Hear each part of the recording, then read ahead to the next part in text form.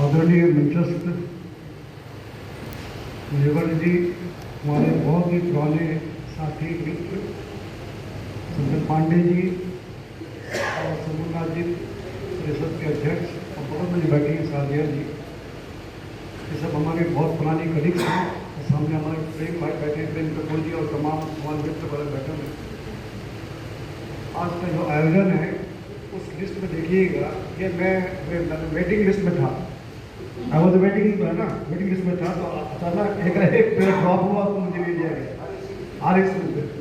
खैर कोई बात नहीं,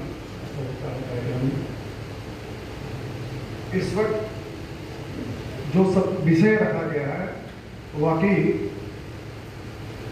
आप सोचते होंगे कि पत्रकारिता आखिर है क्या, इसमें क्या रोजगार मिलेगा, क्या है, आगे बढ़ने की प्रेरणा कहाँ से मिलेगी।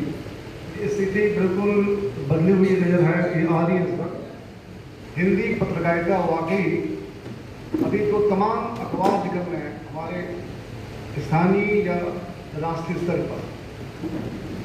किसी भी अखबार में इस वक्त जो जगह खाली है उसे भरने के लिए, जबकि वहाँ पर भर्तियाँ आती हैं वो अभी भी लाखों में आती है, आप सुन लीजिए। उसमें से चयन करना वो संपादक का कार्य होता है। संपादक एक नोट देता है और वो एक पहला पैराग्राफ, इंट्रो उसको बोलते हैं, उसमें ही वो उनको समझ जाते हैं कि इनके अंदर, कलम के अंदर वो ताकत है कि नहीं आगे बढ़ने की। ये वही संपादक करता है जिनको वो पत्रकारिता की जड़ तक पहुंचा होता है।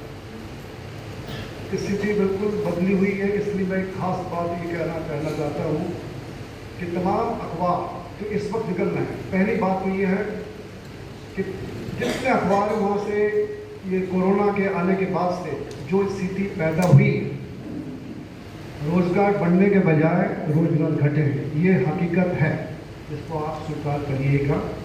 उसकी वजह है आर्थिक स्थिति बहुत ही डावाडोल रही, फिर भारत में नहीं पूरे विश्व की स्थिति रही है। बड़े बड़े अखबार सरिया जी, बड़े बड़े अखबार या बंद हो गए या वहाँ छटनी हो गई।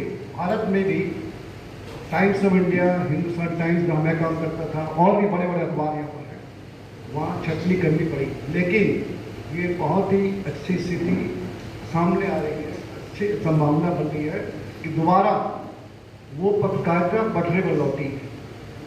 क्योंकि जो दूरदर्शन या टीवी पर जो आप देखते हैं वो एक झलक, एक सेकंड के लिए होता है सारी चीज़ें। अखबार ऐसे पत्र है जो उसको आप अपने पास का उम्र रखेंगे, जो रिपोर्ट छपती है उसमें, किसी की भी रिपोर्ट हो, कहानी, गजल वगैरह कोई भी हो, तो वो जो लेखक है उस प्रति को अपने पास रख लेता है। जब उम्र ढलान पर आता है तो वो पत्रकार देखता है मैंने उस वक्त क्या लिखा था, अभी स्थिति क्या है, तो तुरंत वो आकलन करने में सक्षम होता है। पत्रकारिता की स्थिति बिल्कुल अब संभावना बन रही है। नेवल जी बिल्कुल सही कहा आपने, विषय तो बहुत ही अच्छा लगा है।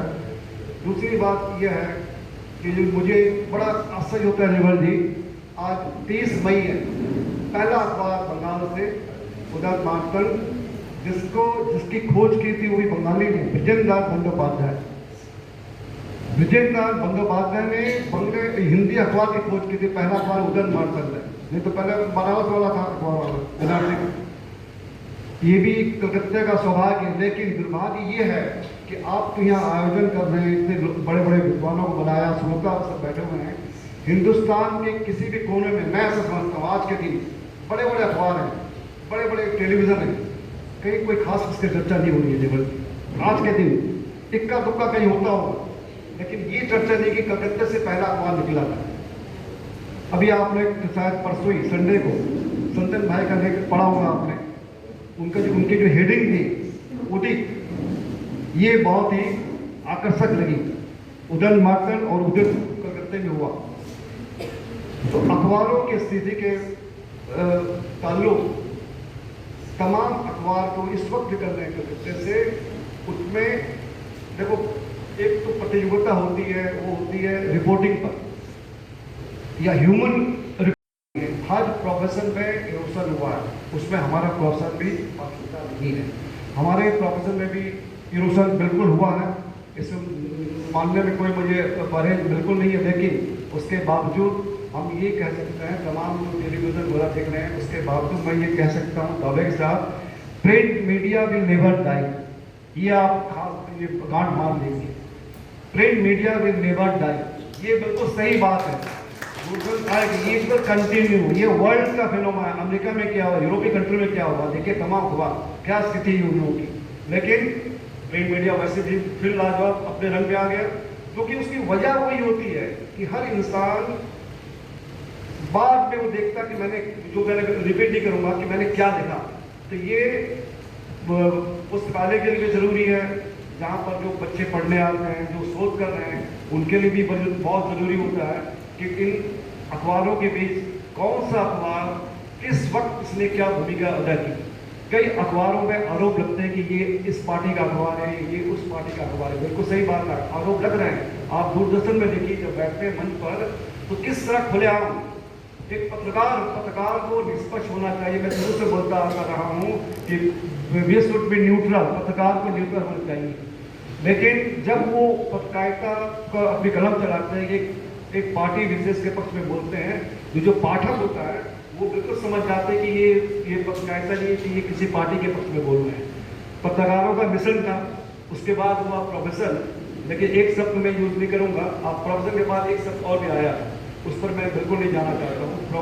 मिशन प्रोफेशन, अभी क्या हो गया है, आप कल्पना करिए क्या स्थिति, कहाँ पहुँच गए हम लोग। शादियाँ जी हंस रही है, बस समझ रहे हैं क्या स्थिति, कहाँ पहुँच गए हम।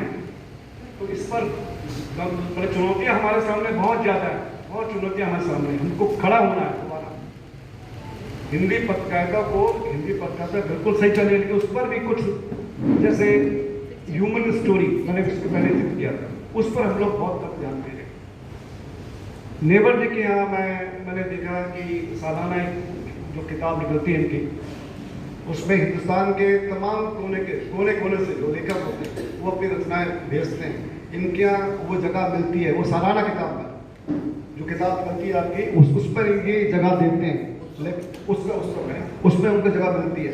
तो वो पत्रिका, जैसे इन्होंने कहा कि अखबार पढ़ के ख़त्म कर दिया हम लोगों ने, लेकिन वो पत्रिका में तमाम लेख होते हैं, आर्टिकल होते हैं, वो आदमी पढ़ता है, घर वाले पढ़ते हैं, महिलाओं का भी ये भी रहता है, लेख रहता है। तो स्थिति बिल्कुल साफ है कि हमें सबों को मिलकर, एक नेवर जी नहीं, सब हमें, ये हम सब की ड्यूटी, हमारा कर्तव्य बिल्कुल है कि जिस तरह नेवर जी ने ये माहौल आगे बढ़ाया है। पिछले साल मैं भी वहाँ शामिल हुआ था जब हरिवंश जी आए थे, उसके पहले आपने जिक्र किया भारतीय भाषा परिषद का, प्रभात जोशी जी आए थे, उसमें मैं भी बहुत दिन आए थे। तो ये इनका जो लगातार जो चल रहा है, इसके पहले कई पत्रकारों का जिक्र हुआ जो ताउम्र लिखते रहे, उसमें पहला नाम था गितेश शर्मा जी, उसमें नाम था श्रीकांत नहीं आपके यहाँ थे हमारे श्रीवास शर्मा जी, उसके बाद अदम शर्मा जी, तीनों शर्मा जी एक के बाद एक चले गए। ये ताउम्र लिखते रहे, मजे की बात देखिए, कभी इन्होंने अपनी कलम रोकी नहीं। रत्नाकर शर्मा जी, और सब इनसे जुड़े हुए, सब सबसे किसी न किसी रूप में जुड़े रहे थे। और मैं ज़्यादा वक्त बिल्कुल नहीं लूँगा, मैंने कहा ना मैं वेटिंग लिस्ट में था, तो मैं अन्य वक्ताओं को समय बिल्कुल दूंगा। मैं सुनने आया था एक्चुअली, मैं आया तो बिल्कुल सुनूंगा सब बड़े बड़े वक्ताओं को, लेकिन आपने धैर्य सुना, आपका बहुत बहुत धन्यवाद।